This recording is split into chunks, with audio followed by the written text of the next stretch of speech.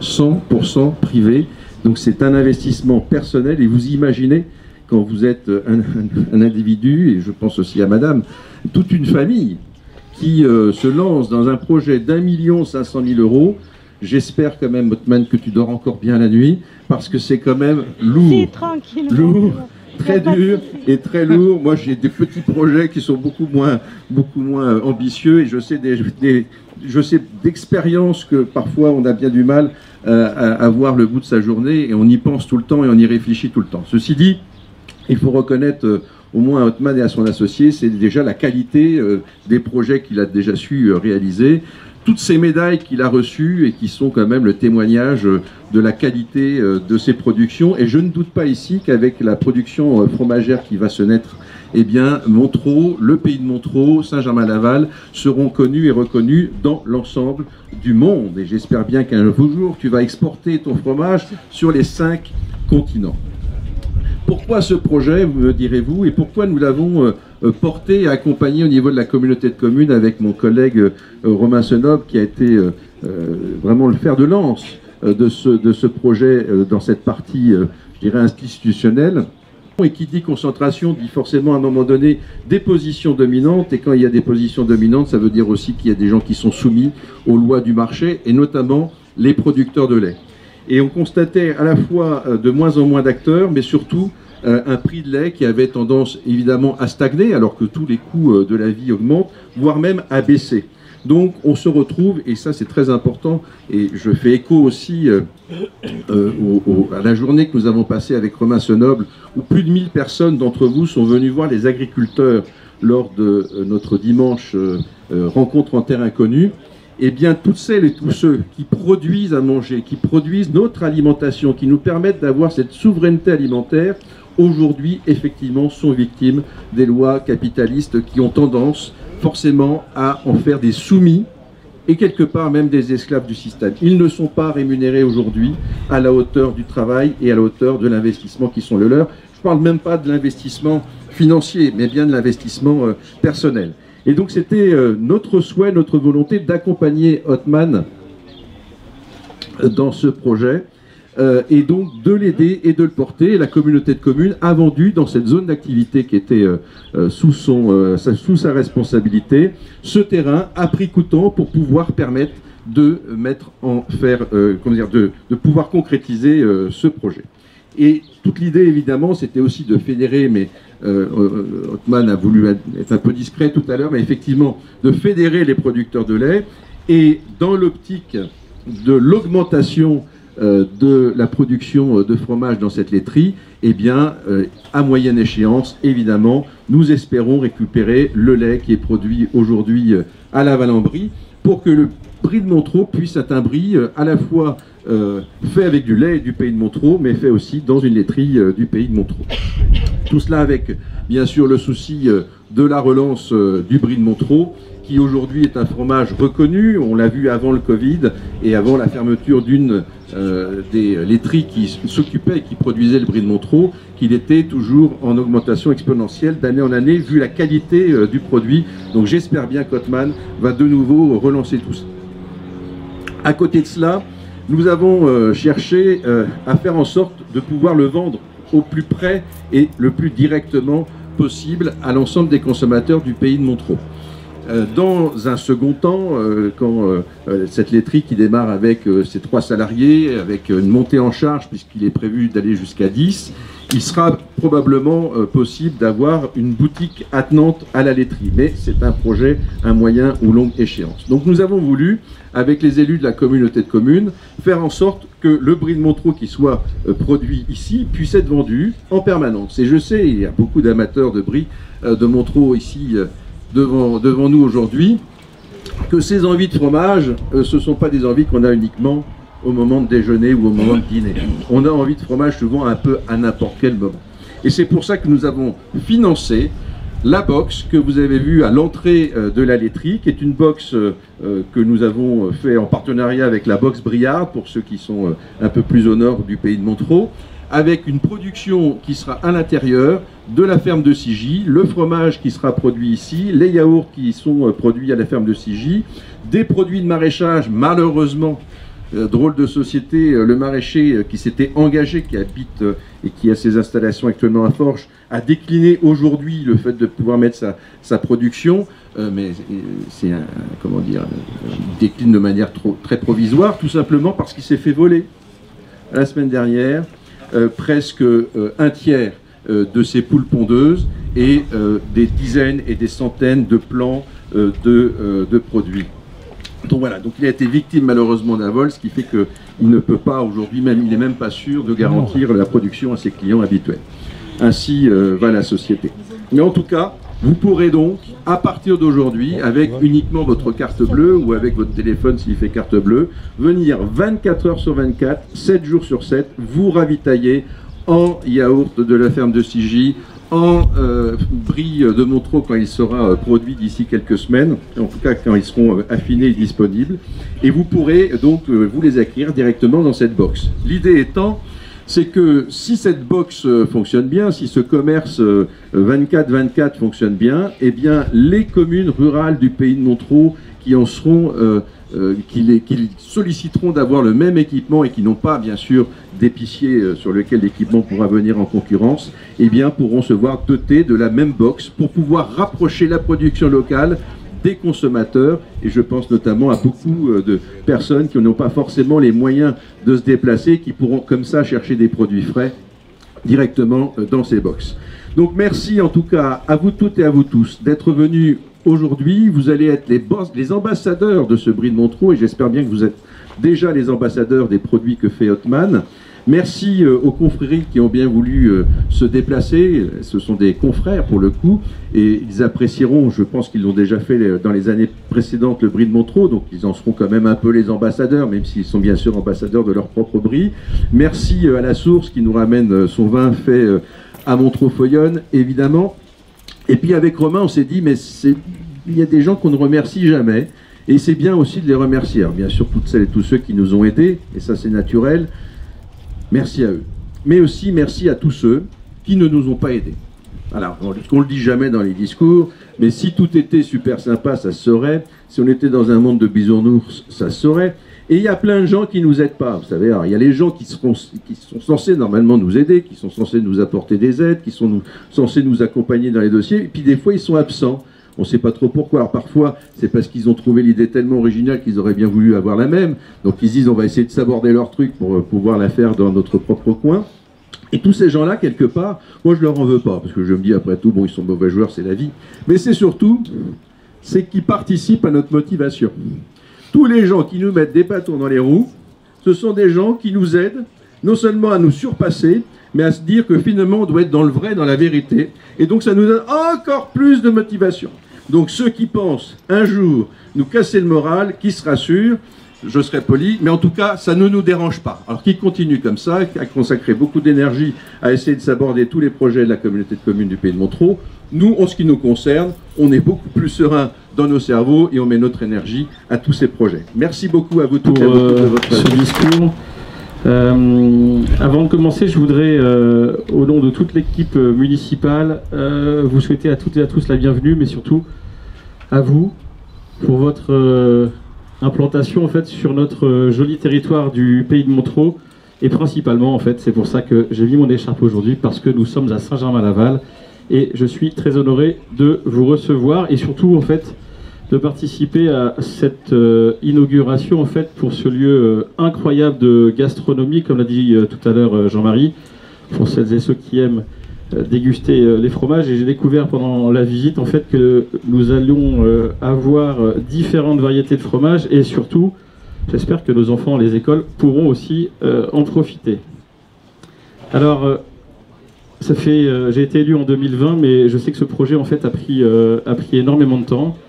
10 ans après la ferme de Sigy en 2013, si je ne me trompe pas, aujourd'hui on est en 2023, c'est à Saint-Germain-Laval. Je sais qu'il y a eu d'autres étapes qui ont été parcourues entre temps, mais ce que je voudrais souligner en fait, et surtout montrer en fait, c'est surtout le côté artisanal de la fabrication, parce que ça demande beaucoup de courage. Et aujourd'hui, en 2023, en fait, on a tous cette motivation, mais aussi moi en tant que chef d'entreprise, je sais, je connais et je reconnais en fait toutes les difficultés que nous avons au quotidien pour faire en sorte que nous puissions en fait créer de la valeur. Et ça, je peux vous dire que c'est pas très simple. Alors au nom de toute l'équipe municipale, je remercie le président de la communauté de communes du Pays de Montreux ainsi que tous les élus qui vous ont accompagné, cher président, depuis de nombreuses années, puisque je crois que ça fait 5 ans que vous travaillez sur le projet. Alors nous, bien sûr, à Saint-Germain-Laval, à chaque fois qu'il a fallu signer les permis, on les a signés de manière très rapide pour pouvoir faire en sorte que le projet puisse avancer, puisque, comme je vous le disais, en tant que chef d'entreprise, quand un permis bloque, derrière, ça remet en cause énormément de choses et ça nous coûte énormément d'argent. Alors, bonne continuation à vous, en fait, dans ce projet, dans cette belle innovation. Vive, et j'espère prochainement, en fait, le pavé de Saint-Germain-Laval, mais bon, qui sait, peut-être qu'un jour il arrivera. Mais surtout, longue vie, croissance et prospérité à ce nouveau lieu de Saint-Germain-Laval, et merci pour votre confiance dans l'avenir. Merci à vous. Je suis là, mais en fin de compte, j'ai pas fait grand-chose, moi. Non, mais je préfère le dire. Et si je suis là, c'est pour plusieurs raisons. La première, c'est toujours un plaisir d'être chez toi, Olivier, à Saint-Germain-Laval. D'être dans le pays de Montreux. Et puis surtout de faire qu'il n'y ait pas la guerre des bris. Je dois être le garant de l'ensemble des bris de ce département. Et Dieu sait qu'il y en a, et tous sont très bons. Oui, peut-être que certains penseront que j'ai un penchant en plus pour le brie de Meaux. Mais je découvre les autres bris. Bientôt, j'aurai la chance de faire partie de la confrérie du brie de Melun. Et je dirai partout que le brie de Melun est le meilleur. Ça, c'est le politique. Mais où je suis content, c'est de voir qu'effectivement le brie de Montreux, Jean-Marie, Romain, reviennent. On avait tendance à l'avoir un peu oublié. Mais comme on a tendance aussi à oublier celui de Nangy, un peu moins celui de Coulommiers. Mais notre département était marqué par ses propres bris. Partout. Comme les vins que nous avions. On oublie, là, on est en train tous de redécouvrir qu'il y avait du vin en Seine-et-Marne. Mais oui, l'histoire se répète. Et si je suis là aussi, Othman, c'est, ça a été dit, c'est qu'il faut beaucoup de courage. Aujourd'hui, pour se dire, eh ben, j'investis, j'y crois. Othman, quand je vous avais vu au Salon de l'Agriculture, vous étiez déjà très fier de montrer ce que vous aviez gagné, tout à fait mérité. Et je suis sûr que vous allez encore gagner beaucoup de choses, parce que vous avez quelque chose qui fait qu'obligatoirement ça va marcher, c'est la passion. Et quand on a la passion, déjà on a envie de la faire partager, et on tend vers l'excellence. Et vous êtes en train de le faire. Il faut dire aussi que, ça a été dit, moi je suis un fervent des circuits courts. Avec l'ensemble des membres du conseil départemental, car là il y a eu l'unanimité dès que le projet avait été initié sur la plateforme, qui va être une plateforme sur le pays de Provins, qui va alimenter en produits du Seine-et-Marnais ou francilien l'ensemble des collèges de Seine-et-Marne et certains lycées d'Île-de-France, puisque nous allons avoir plus de 300 établissements qui vont être demain alimentés par des produits du terroir. Et il est évident maintenant que quand la chose sera possible pour les produits laitiers, vous saurez interroger. Voilà, pour que les choses se passent bien. Et c'est ça, entre guillemets, le travail en équipe. Faire que nous, décideurs publics, à un moment donné, on aille au-delà simplement des mots, mais des faits. Et là, les choses vont arriver. Les choses vont être opérationnelles dans les mois qui viennent. Et tout le monde va être gagnant.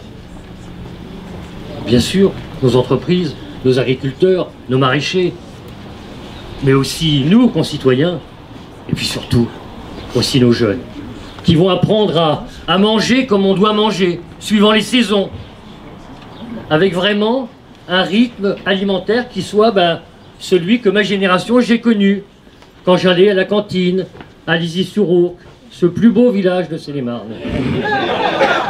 Non mais je suis obligé de le dire, c'est un défi que je lance à chaque fois. Simplement, plus sérieusement, pour vous dire que je suis très content, vraiment très content, Othman, qu'avec l'équipe des élus du Pays de Meaux, vous êtes arrivé de Montreux. Et ça, c'est la faute de Pascal. Et comme on est sur un projet, c'est de sa faute. Du Pays de Montreux, ça me fait très plaisir. et surtout que voir que bientôt tout ceci va être opérationnel. Merci encore Othman, merci à vous tous et merci aux élus sénémarnais pour toutes les initiatives qu'ils prennent et le courage avec lequel ils le font. Merci. Eh bien, je voudrais aussi vous dire tout le plaisir que j'ai à être là aujourd'hui, bien sûr parce que nous sommes tous ensemble, mais si nous sommes tous ensemble, c'est parce que l'événement est de taille. C'est tellement agréable de voir une exploitation ouvrir. Et lorsque l'on en a surtout tellement vu de fermer. Moi, j'ai grandi tout à fait au nord, à 1 heure d'ici, en Brie-Laitière, comme on dit, donc entre la vallée du Grand Morin et du Petit Morin. Il y avait des vaches plein les prés, il y avait des laiteries, il y avait des fromageries, il y avait des fermes qui fonctionnaient. Aujourd'hui, il y en a tellement peu. On se souvient bien sûr de l'odeur extraordinaire qu'il y avait lorsqu'on ouvrait la porte de la Finoire et qu'on revenait pour le dimanche ou pour une cérémonie, que ce soit Noël, que ce soit bien sûr les communions, les baptêmes, etc. On se souvient de tout cela. Et puis il y a eu les normes européennes, il y a eu toutes les difficultés liées aux maladies. Il y a eu tellement de choses que ce savoir-faire s'est perdu. Aujourd'hui, en Seine-et-Marne, il y a 2 appellations d'origine protégée, Hamelin et Hameau, et puis c'est tout. Donc évidemment, trouver aujourd'hui une solution, un moyen, quelqu'un de si courageux comme Othman, avec sa famille, des élus pour l'entourer, pour refaire vivre tout cela, et même permettre d'évoluer, je pense que ça nous remplit de bonheur. Alors l'autre jour, nous recevions Arnaud Rousseau, qui n'est pas loin de Lizy-sur-Ourcq, qui est à Trossy-en-Mulcien, qui est maire de Trossy-en-Mulcien et qui est président de la FNSEA. Et Arnaud nous disait quelque chose de grave. En France aujourd'hui, il y a 420 000 exploitations en vie. Parmi ces 420 000 exploitations, il y a 165 000 agriculteurs, que ce soit des éleveurs, des laitiers ou des céréaliers, qui vont partir à la retraite. Et on sait pertinemment qu'il n'y aura pas forcément la relève. Alors, qu'est-ce qu'attendent les agriculteurs aujourd'hui, qu'ils soient syndicalisés ou pas, qu'ils soient, sur leur terre depuis des décennies ou pas? Ce qu'ils attendent des politiques, c'est qu'ils prennent des décisions. Et en ça, aujourd'hui, on voit à quel point la communauté de communes a été aux côtés de votre projet. Je sais que dans d'autres temps, pas cette fois-ci, puisque vous avez volé de vos propres ailes. La région l'a été aussi. On vous a vu à plusieurs reprises au Salon de l'Agriculture, béni par Valérie Pécresse, qui est une gourmande, on le sait, et qui venait chercher les produits délicieux que vous vendez. Donc voilà, on sait que là, aujourd'hui, vous avez pu voler de vos propres ailes, mais pour autant, il fallait se sentir soutenu de façon aussi efficace par la communauté de communes et tout simplement, je leur dis bravo. Alors, prendre des décisions, oui, mais pourquoi? Eh bien, pour restaurer, ce que disait tout à l'heure Jean-François, restaurer bien sûr les circuits courts, restaurer cette façon unique en France que nous avons de vivre, d'apprécier nos produits, d'en avoir la culture, d'en faire vivre le patrimoine, de l'enseigner à nos enfants et de le développer nous-mêmes. Pour enseigner tout cela, il faut cette audace. Et puis écoutez, tout simplement pour couler des jours heureux, à l'image du coulant du Brie de Meaux, du Brie de Melun et de tous nos bris. Bravo à tous, longue vie à ce très très beau projet. Et une fois de plus, félicitations pour ce courage magnifique. Ça y est, nous l'avons enfin, cette laiterie. Cela fait des années que nous souhaitons voir à nouveau produire le Brie de Montereau sur le territoire du pays de Montereau. Nous arrivons au bout. Alors je veux d'abord dire à Othman mon respect, mon admiration et ma gratitude pour ce qu'il a fait. C'est une longue histoire. Moi je me rappelle année après année d'Othman avec les produits de la ferme de Sigy qui année après année gagne des médailles et où on est toujours très fiers de le voir sur le stand de la région et du département avec ses produits. Et à chaque fois, on parlait de la fromagerie qui allait permettre d'avoir à nouveau du Brie de Montereau. Alors, je sais à quel point un parcours d'entrepreneur est un parcours du combattant. Et je profite de cette occasion et de la présence de Madame la sous-préfète pour dire que le dernier soubresaut est arrivé il y a quelques semaines où Romain Senoble m'appelle et tire la sonnette d'alarme en me disant il y a l'autorisation d'exploitation qui est traitée depuis des mois et qui n'est toujours pas arrivée. Le préfet de Seine-et-Marne a réagi immédiatement après que je l'ai saisi et à travers ça, je ne sais pas ce qu'ont été les méandres, mais ça n'est pas la première fois que dans l'administration on voit des méandres. Toujours est-il que quand le corps préfectoral a pris la chose en main après que je l'ai saisi, ça s'est débloqué et vraiment ça veut dire que nous avions tous mesuré l'importance de ce dossier.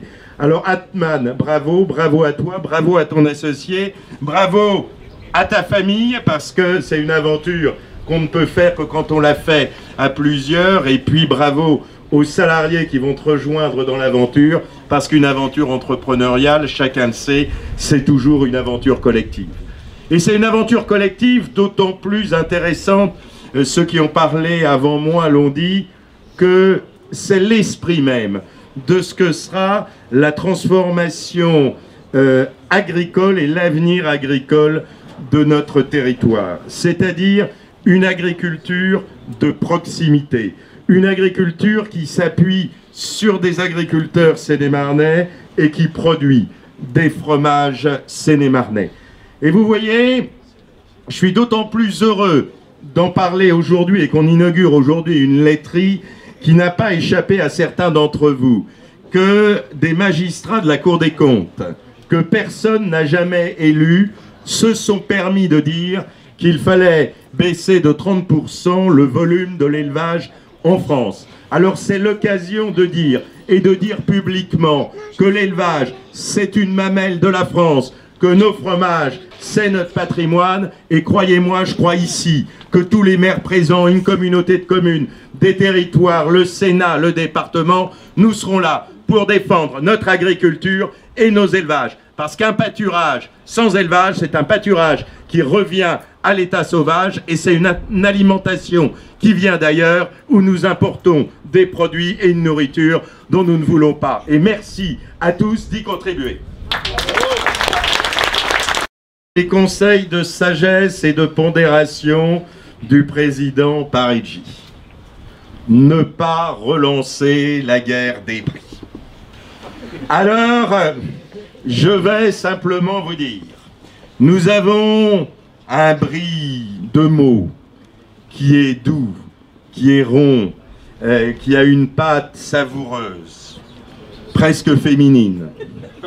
Nous avons un brie de melun, plus corsé, plus salé, peut-être plus viril. Et puis, ici, à Montreux, il va y avoir le brie de Montreux, qui finalement est une forme de point d'équilibre, un peu plus doux que le brie de melun, un peu moins crémeux que le brie de Meaux. Bref, ce que vous faites ici, c'est le brie sénémarnais par excellence qui permettra de mettre en valeur tous les autres. Merci pour ça. Oui, Monsieur le Président du Conseil départemental, Monsieur le Président de la communauté de communes du Pays de Montreux, Monsieur le maire, Mesdames et Messieurs les élus, Mesdames et Messieurs, je me félicite de l'occasion qui m'est donnée aujourd'hui de saluer le travail des élus locaux de la CCPM en permettant l'installation de cette entreprise. C'est d'abord un service de première nécessité qui est offert aux administrés. C'est aussi un symbole fort de la mobilisation des pouvoirs publics pour conforter l'attractivité de notre territoire, qui sont les clés de son avenir. Nous venons de visiter ici une belle réalisation, moderne et fonctionnelle. Ces locaux répondent désormais à toutes les normes de sécurité et d'accessibilité du public. Un tel lieu est incontournable dans notre société. La présence du laiterie du village est un atout d'autant plus évident que les produits laitiers, et notamment le fromage, sont des produits nécessaires dans l'alimentation de tous les jours, mais sont aussi essentiels dans la culture gastronomique des Français, celle-là même qui est inscrite depuis 2010 par l'UNESCO sur la liste représentative du patrimoine culturel immatériel de l'humanité.